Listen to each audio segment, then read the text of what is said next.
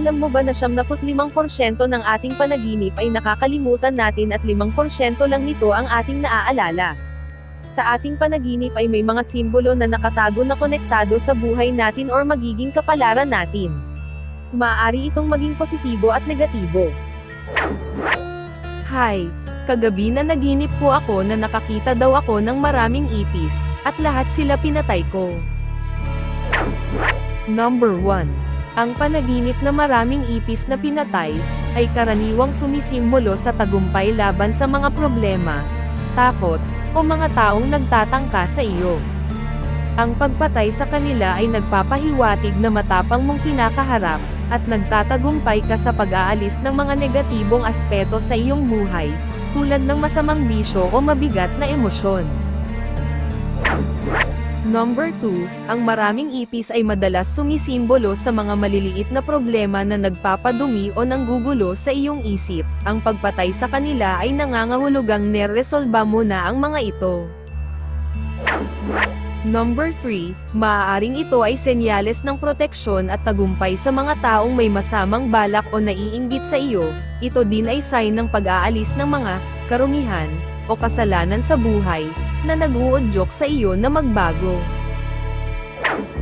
Sa pangkalahatan, ito ay isang positibong panaginip na nagpapakita ng iyong kakayahang kontrolin ang mga negatibong sitwasyon.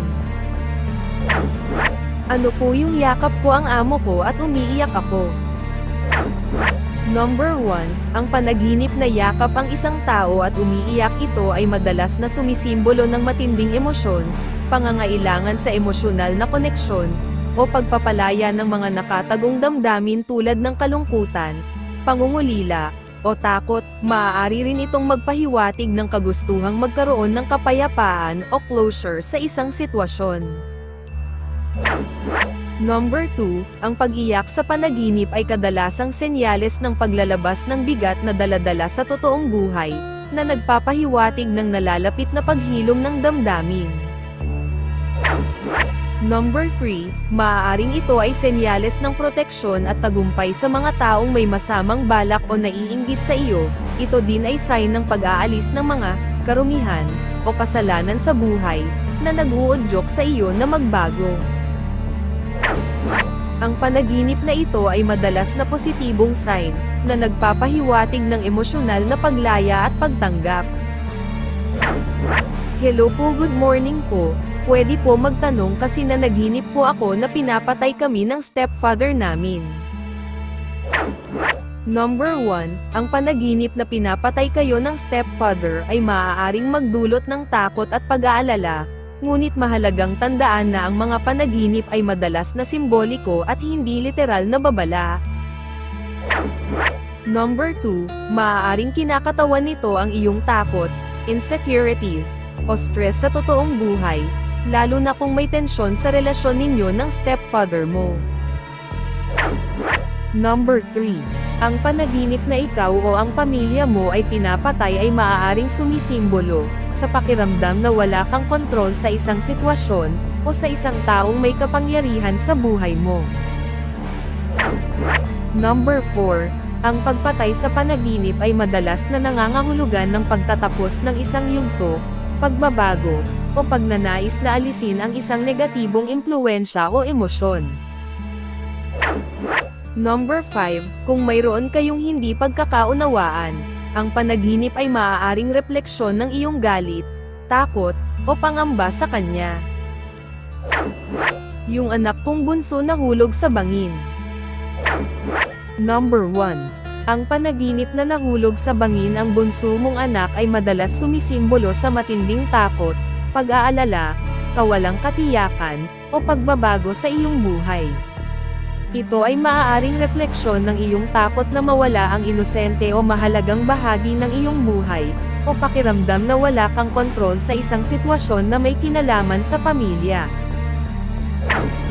Number 2, maaaring ikaw ay may pinagdadaanan na stress o takot na may mangyaring masama sa iyong anak, pakiramdam mo ay nahuhulog o nawawalan ka ng kontrol sa isang aspeto ng iyong buhay, lalo na sa pagpapalaki sa anak.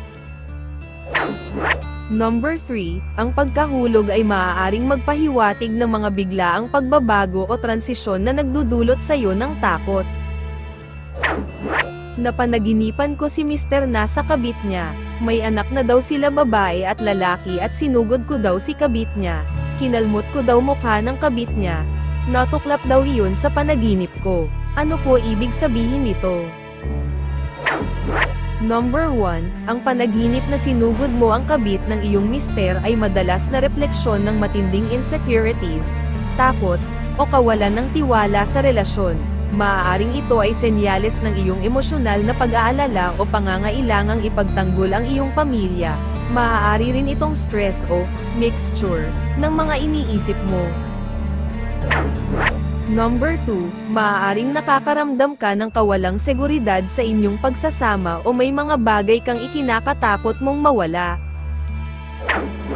Number 3, ang pagsugod sa panaginip ay nagpapakita ng kagustuhan mong kontrolin ang sitwasyon o lutasin ang isang problema na nagpapabigat sa iyong kalooban. Number 4, ito ay may pahiwatig na mayroon kang hindi nasasabing saloobin o matinding duda na kailangan ninyong pag-usapan ng iyong asawa. Ang panaginip na ito ay senyales na ikaw ay dumadaan sa emosyonal na pagsubok. Pinakamainam na kausapin ng mahinahon ang mister tungkol sa iyong mga nararamdaman upang magkaroon ng kapanatagan. Salamat sa inyong pakikinig.